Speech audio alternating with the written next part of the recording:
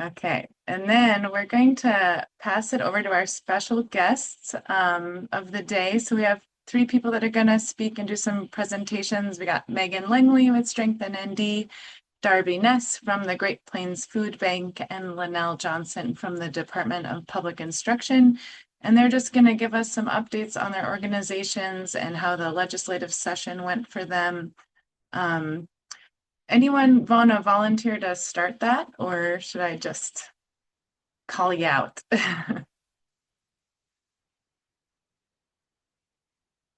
I'm gonna go in order then. Darby, you want to start sharing? I'd love to. Let me see if I can share Great. my screen. Okay, perfect. Can you see it? Yep. Lovely. Love it when it works right away. Yeah, so my name is Darby Ness. I mentioned I was the communication coordinator for the Great Plains Food Bank, and I'm here to share a little bit about the work we're doing and how it impacts with the legislative updates over this last year. And so I just wanted to start off quick by, sharing who we are and what we do for you who aren't familiar. We are North Dakota's only food bank, and we serve the entire state of North Dakota and Clay County, Minnesota. And so, last year alone, we served 151,000 individuals, which equates to 1 in 5 adults and 1 in 4 children who relied on our services. We were able to distribute 15.9 million pounds of food, which is roughly 1.1 million pounds every month. And that equates to 13.5 million meals that we were able to share out with our partner network and through our direct services to people in need. And that reaches 196 partner agencies and 100 communities. And so we are working with at least somebody in every county in North Dakota and that Clay County, Minnesota, to ensure that people who need food assistance have access to the food that they need to thrive. One thing that came up this last year as we were going through the legislative session is we noticed that in 10 years, so in 2015 to 2025, there's been a 97% increase of food assistant needs, where more people are turning to charitable feeding networks than ever before.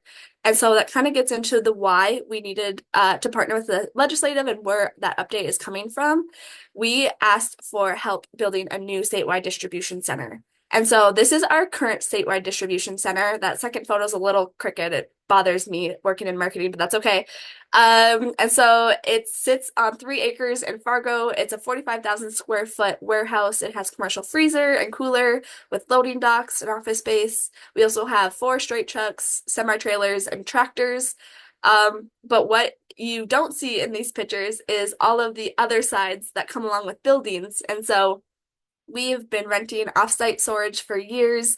We've had HVAC failures. We've had water drainage issues in this warehouse space. And so in 2022, our team conducted an entire assessment to ensure what all the issues were and where we needed to head from there. And we discovered that there was many extensive structural issues that we also needed to deal with, as well as outdated compliance systems, including our ventilation, our heating, electrical. We are not ADA compliant. So there's just many things piling on top of us as a building.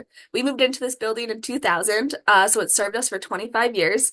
And now we're just at a point where this building can no longer meet our needs as our the demand is increasing from our neighbors. And so we really set out on a campaign to embark on building a new facility, about what is possible when we have the efficiency to move forward with distributing food. And so we were able to bring House Bill 1143 through legislative session this year. And after debates and conversations, it was passed, which we are very grateful for, at $5 million, where the State Department of Agriculture is sending money through the Department of Agriculture towards a new distribution center. And so this catalyzes our project. It effectively is a dollar for dollar match through private donations. And so they will match every dollar up to 5 million, as long as we can also raise that funds. And so it's a really neat public-private partnership that we get to be a part of, and it will help pay for site acquisitions, architectural costs, engineering costs, equipment, etc., towards a new facility. So that means now is we are embarking on building this new facility. And so We are now starting a capital campaign to match those $5 million set aside from us in legislative, but also continuing to raise a total of 30.5 million to achieve all of our goals, including expanding our programming and setting us up for success by growing our endowment fund. But a majority of the funds will be used to help us build this new statewide distribution center, and that's the $28.8 billion. So this is what we have planned. We're in the beginning stages. We are currently prepping for this new building. It is going to remain in Fargo due to proximity of donor with the interstate, being able to move food efficiently. It suits us best to stay in Fargo, but the facility is slated for construction in 2026, depending on tariffs and everything going on right now. Building changes happen all the time, but we're currently aiming for 2026. But the really neat thing about what's coming is this will grow our warehouse space by 57%. It will add, we currently have 3 loading docks. We're aiming to get 6 loading docks in a new space, expanding our freezer and cooler capacity by 128%, which is really needed for us because that's how we can accept protein or fresh produce, is where we can store those things. And if we can have more space to store those things, we can distribute more of those items that are highly requested. And so another really cool thing is our volunteer center will be increased to 100 people. Our current volunteer center could maybe fit 40 if we're lucky on a good day. And so being able to move up to 100 will allow more people to get involved in the mission to end hunger together. And then we also will be adding an allergen-free repack room. So we want to be much more mindful of those with specific dietary needs, so that way we can help all of our neighbors with the same kind of generosity. And so we're really excited for what's to come, and we're grateful that the legislative session and the legislators can stand behind helping feed our neighbors. And I just kind of wanted to end on why it matters. And I think many people on this call have the same mentality, but I mean, this is Sabrina. She's a mom of 2 in Williston. She visited one of our mobile food pantries, and she shared that her and her husband are working hard to make ends meet. She has 3 daughters, and she brought her youngest one with to visit the pantry. And she just was very grateful for receiving any sort of help that they can get, because sometimes times are tough, and with the rising cost of groceries and household expenses, not everyone has access to the food that they need for them or their children. And so we really are here doing this work so that parents don't have to choose between fixing their car or feeding their children, or seniors don't have to choose between medicine or food. And we really are aiming to take this building and expand our reach and our resources. To meet all the needs of our neighbors across the state. We know that there's more and there's opportunity to grow. We just need to be able to have the foundation to do that. So it starts with us being able to efficiently accept, store, and distribute food. So that's kind of the big highlight of what's going on at the food bank. A lot of things upcoming, and I'm excited to share more. I think we'll have time for questions later if anyone wants, or here's my contact information. If anyone wants to talk more, I'm happy to share. But I'm grateful to be a part of this room where you guys are all champion for our communities, and I'm excited to learn more about everyone else's updates. Awesome. Thanks, Darby. That's really exciting. I think we'll just take a pause here and ask questions if anyone has any specifically for Darby on her presentation.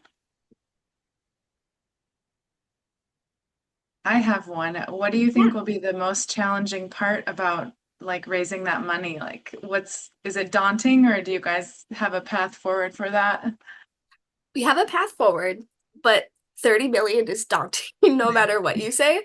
And so we are grateful. We have raised approximately 9 million so far. So we're at a good start. We feel really confident in it, but I don't know if anyone else has a development background. That first chunk is always the easiest. And so once you move forward, that's when you start to kind of, really use your resources to ensure that you can reach your goal. And so we definitely have a path. We have some partners, but we're always looking for connections or anyone else who's interested in this mission of ending hunger, because we really do believe it will make a big impact.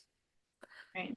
And is there a way for you may have even mentioned this and I missed it, but just like individuals to support that cause through your website or Yes. something? Yes, there will be. We haven't, this is a really weird kind of campaign that we're hosting. We haven't completely gone public with it yet. With that being said, we're very public with we're very public with it because we received this money from the legislation. So a lot of people do know about this effort.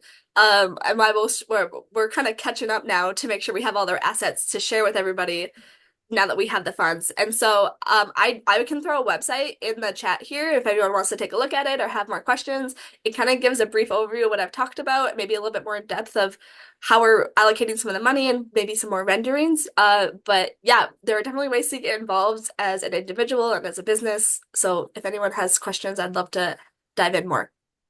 Awesome. Thanks so much, Darby. Appreciate it. I will pass it over to Megan Langley here with Strengthen ND for her updates.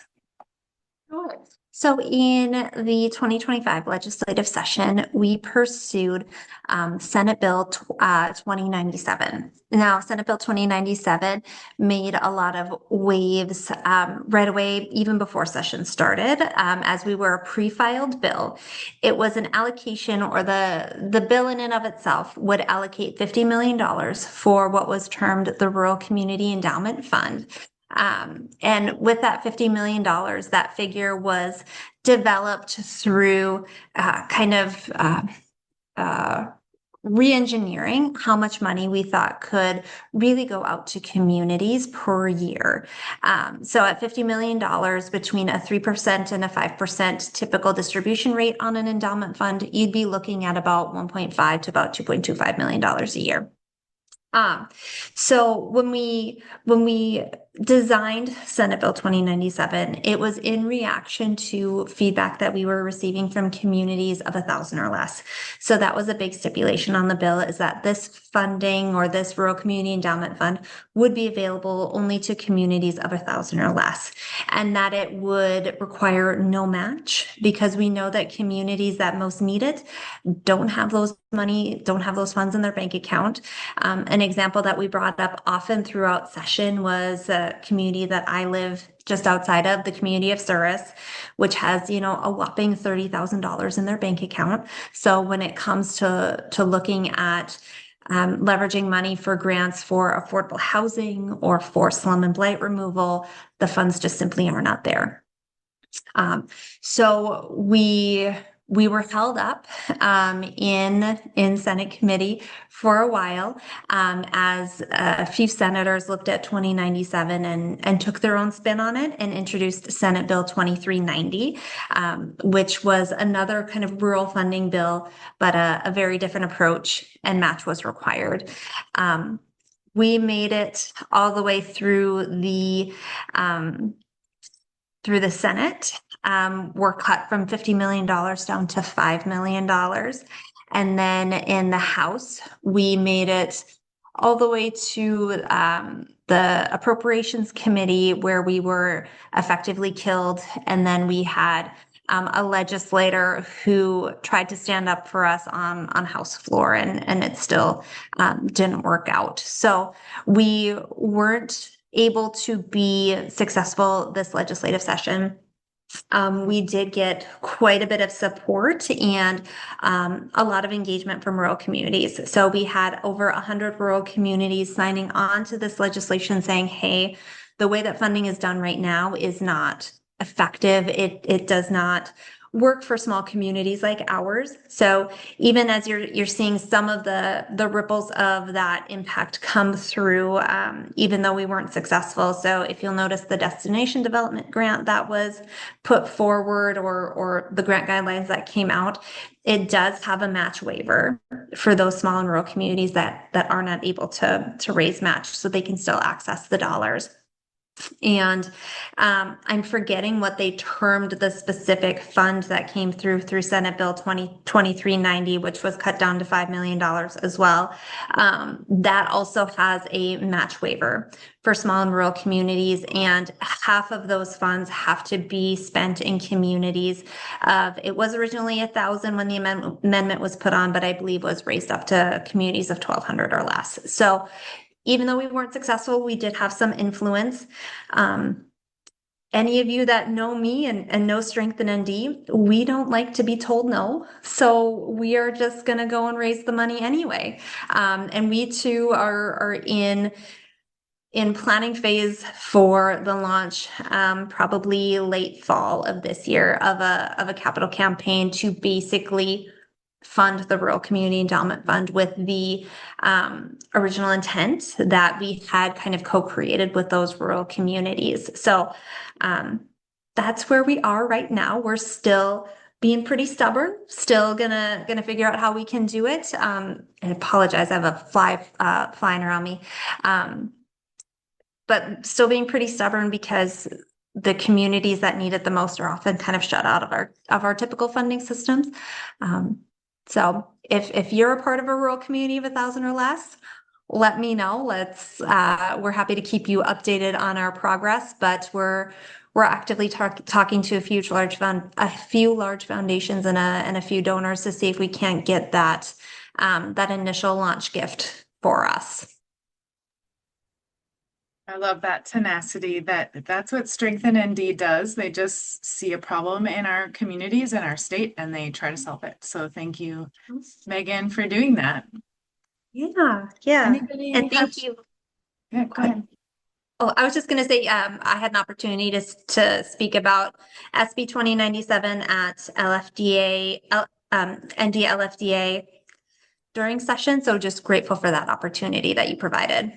Yeah, happy to have this platform to share with people. Does anyone have any questions for Megan on that or anything else with her organization that we can, maybe she didn't speak on, but Yeah, I just had a question. So I know you said, excuse me, you're in the planning to get some funding on your own, but next legislative session, is this something that you're probably going to approach again? Or are you thinking because the legislative session was sort of disparaging, or what do you think there?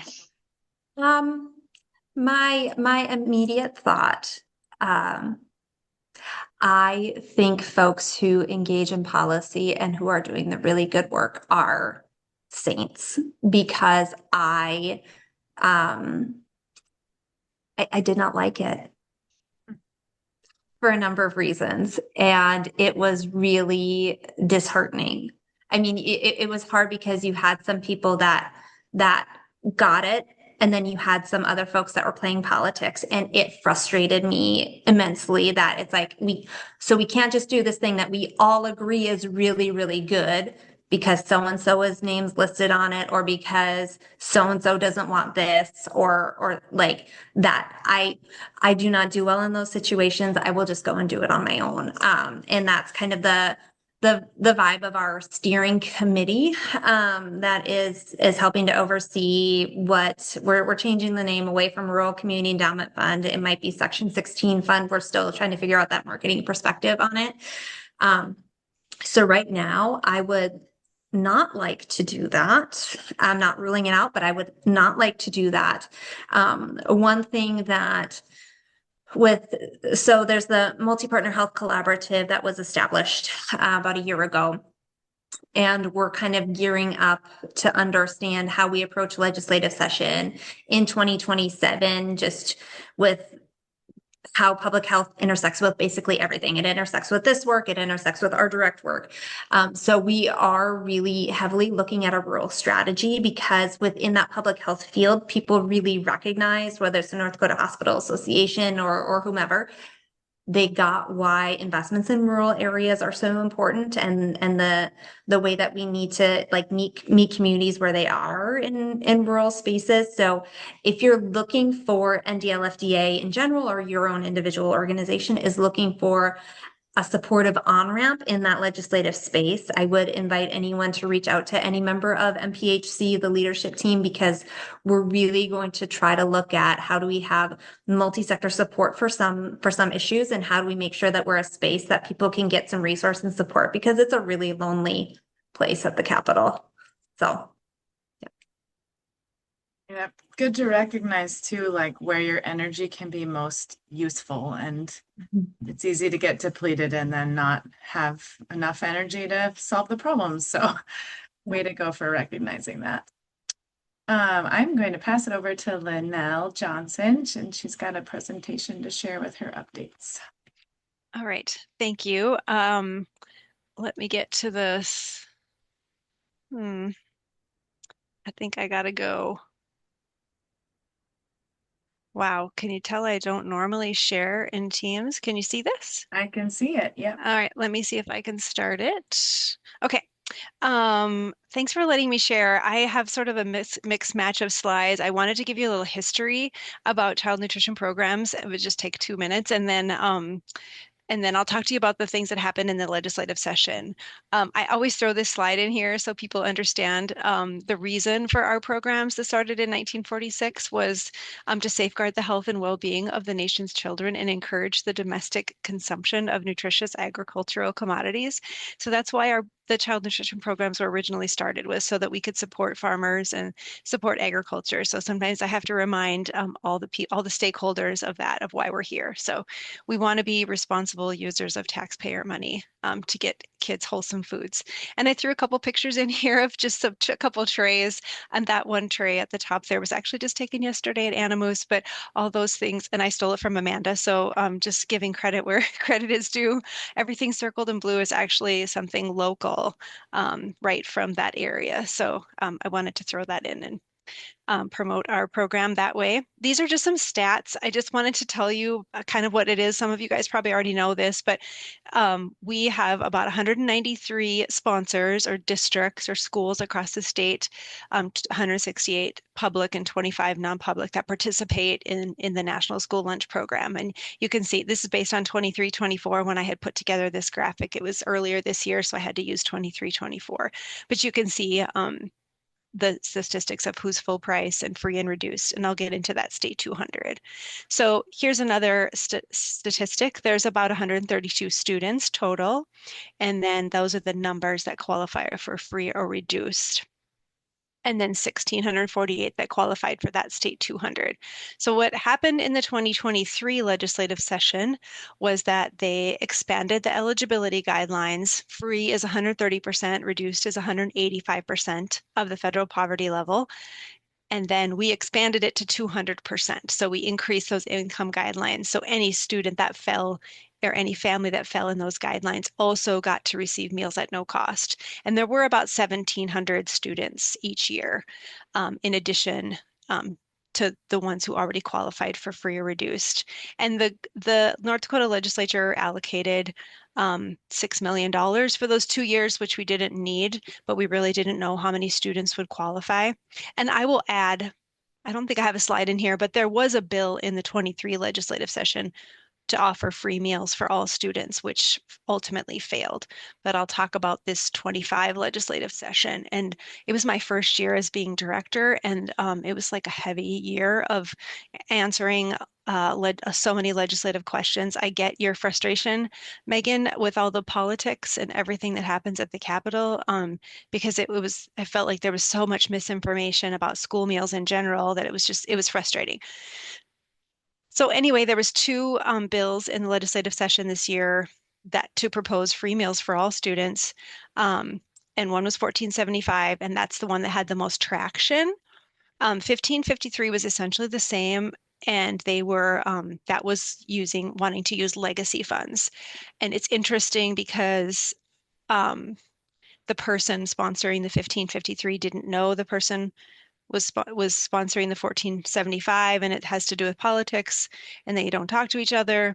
And so that was frustrating, but essentially the legacy fund bill just didn't get any traction. There was no interest in using that money, although what's interesting is that the estimated cost was 140 million for the biennium, and that was what the biggest deterrent is. They didn't want to spend that much money. Okay, so they were both voted down, but essentially then it came back to that, well, what do we do with what we expanded the income guidelines for 2023, then we were just going to have to go back to just free and reduced. So they did put an amendment into the DPI budget bill, which is what they had done in 2023, to expand the income guidelines now to 225%. So for an example, just a family of four making up to 72,000 qualifies for meals at no cost. And what it would be if we wouldn't have expanded the guidelines is 59,478. So you can see how the guidelines really did get expanded so those students don't have to pay for their meals. We're kind of guessing, again, we don't have direct income information. we don't know how much money people make, so we use some information we could find on the internet, and we figured, and we didn't just randomly search internet, but we found some what we think is reliable information that it will be about another 2,200 students, so including those what we think are the 1,700, so about 4,000 more students in North Dakota will receive meals at no cost for the next 2 years. All right. Let me just talk a little bit about local foods and USDA. This was a slide I stole out of another presentation that USDA did. And it was talking about Brooke Rollins, the new Secretary of Agriculture, and how she's very much supports, these are her guiding principles, and she really supports state innovation. She really wants to connect farmers to programs, wants to encourage healthy living. So she wants to prioritize customer service. We joke about this one all the time because we don't feel like we get good customer service from USDA sometimes. So I wanted to point this out because we just are really hoping that some things come out of this administration that do support local. So I just wanted to talk about the local food grants. This was a national thing now that happened in 2022. It was money that was issued to states to support the supply chain. It was really meant to support small, socially disadvantaged producers. We did not opt in at that time. North Dakota chose not to take that money. And so I wasn't here at that time. So for a variety of reasons, we didn't opt in, but a lot of states did. And they really were able to have a lot of programs at their states that supported local. So then about a year ago, many of you have heard about the LFS grants from 2024 that were announced. It was a lot of money, and it was a huge chunk of money. We were going to get 1.8 million for schools and 869,000 for child cares. And we were hoping to make it a local beef focus. We did apply for the grants. We went through all the processes. In fact, we were afraid because we had heard they were canceling. So we quickly got the application in because we thought once we got it in, we would get approved. But the USDA canceled all of those local programs. And it was a blow to us because we were looking forward to it, but we hadn't spent the money yet. Where a lot of states who had the grants from 2022 had already they bought the cows and they had planted the fields. So we're not as much in a bind as other states have been. So anyway, I have heard nothing about the future. I was on a call this morning where there's hints of talking about some local food grants in the farm to school, or excuse me, in the farm bill, but nothing solid that I have heard of. So anyway, all right. Again, there was a lot of advocacy reaction to these grants. There was senators that really wanted USDA to reverse them. I it really hurt a lot of farmers who had really planned production around this funding, but ultimately, I don't expect there to be any reversal of those grants. So, okay, so then quickly, I'll just go to my last slide. We're just talking about the future of funding for local schools. I think we're just really uncertain about what is the future for federal support. We are expecting the Patrick Leahy grants. Those are legacy farm to school grants that have been around for a long time. They say that they're going to be issuing those soon, so we should be able to apply for that. But I go back to Brooke Rollins' guiding principles.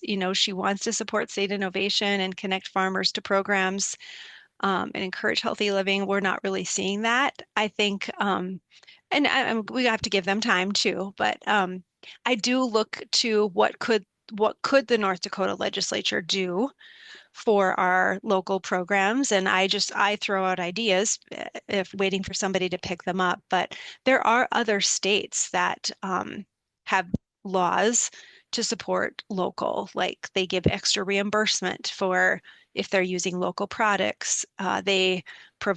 Colorado provided funding for staffing. California has a lot of local funding as well. So I think that I tried to press a legislator about, like, why don't you look at other ways you can support local? But I didn't get a lot of feedback there. I do know that the legislator who put forth that free meals bill is planning to do that again. So we will see it again in the 27 legislative session. Um, but he said to me, but we got to figure out how to get that cost down. And so I don't know if they understand how the reimbursements work.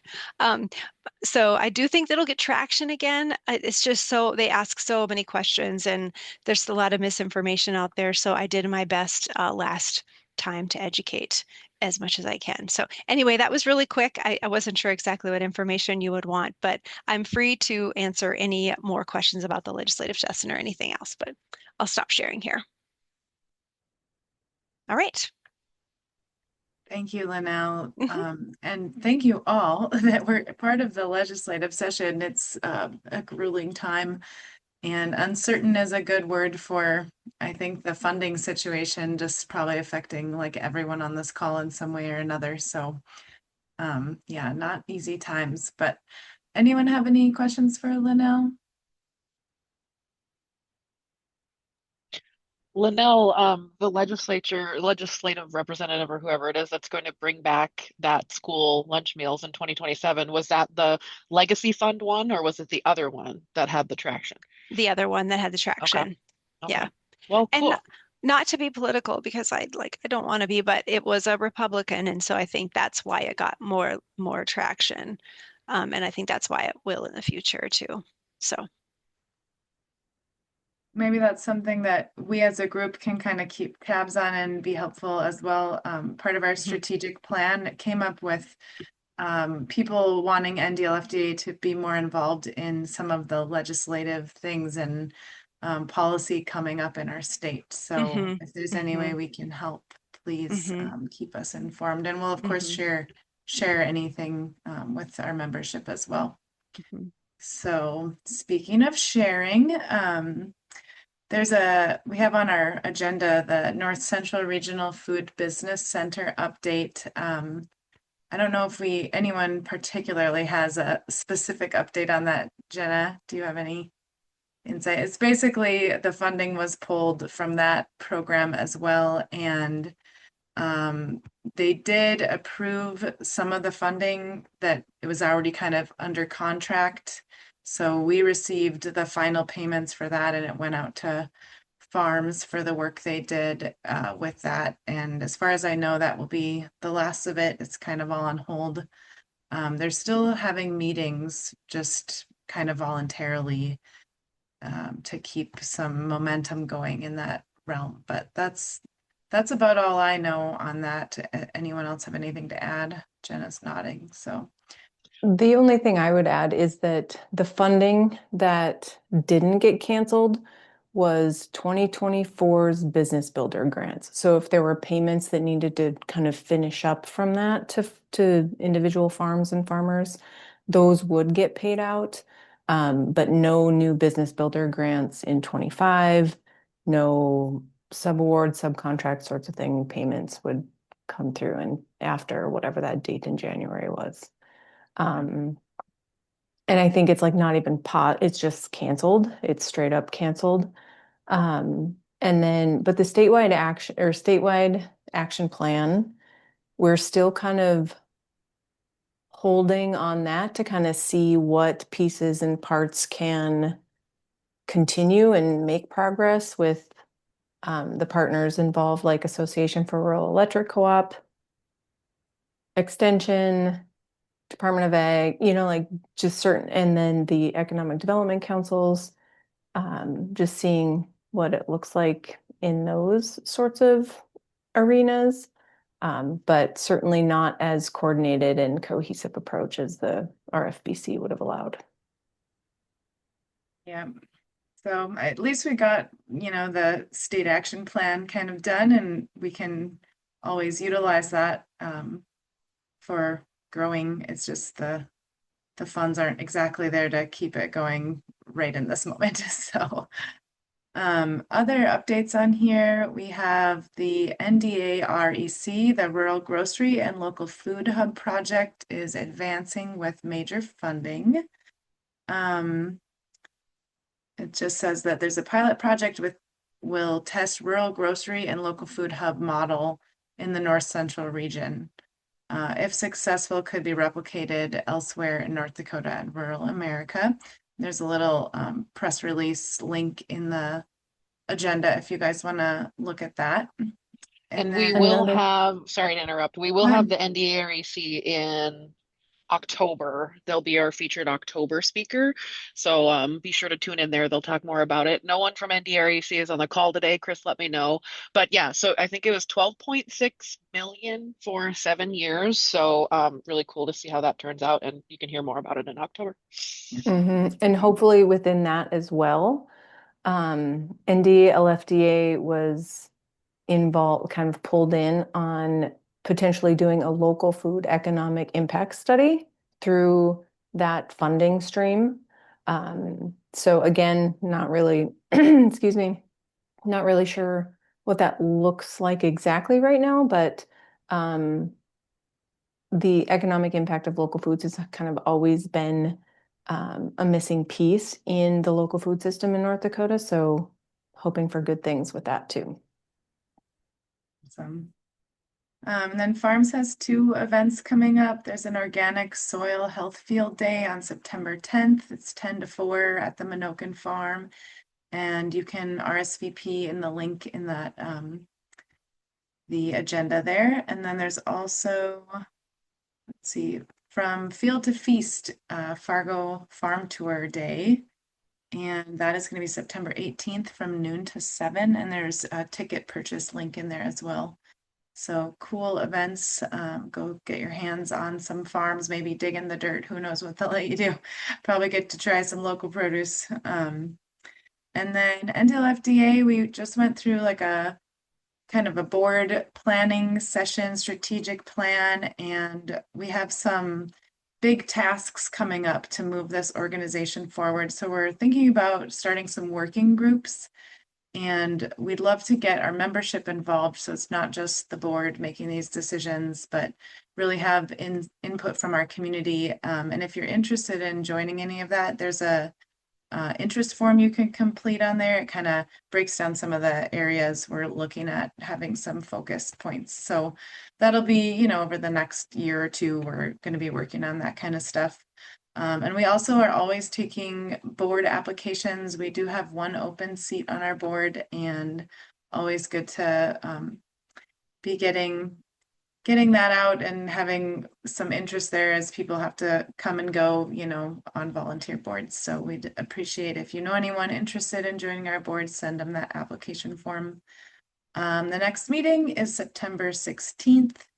We're going to have the Strong Farm Veggie Van and the NDFMGA on. Is that still accurate, Jenna? Yeah. Okay. Yeah. And then I guess I should ask, are there any other, do any of your organizations have any other updates or events coming up that we should know about and be sharing?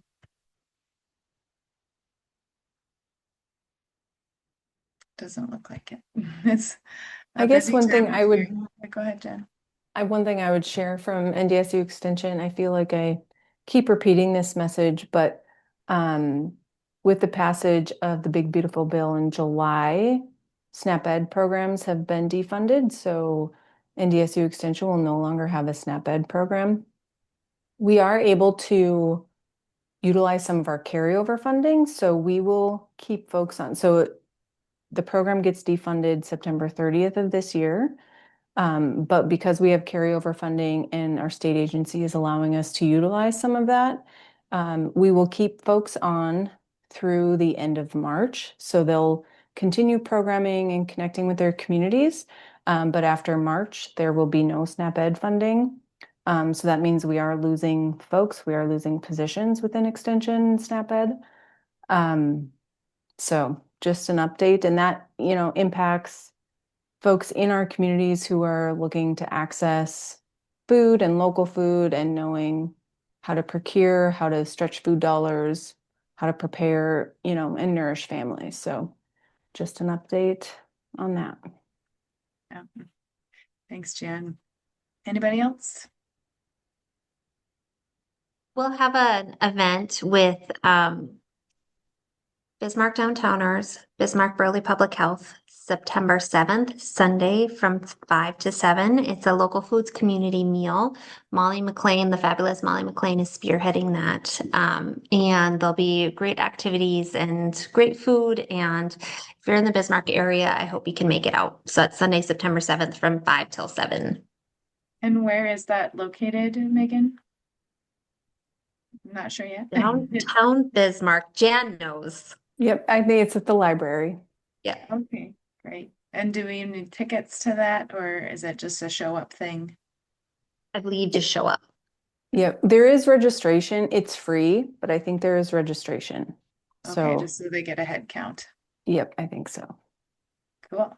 So they are redoing the, I was just on a meeting for that this morning. And so they're just finalizing the pamphlet for that, or the flyer for that. So otherwise I would share it, but they had to make a quick change. So No worries. I'll keep an eye out for it and then we can like share it on our social media or something. Great. That'll be fun.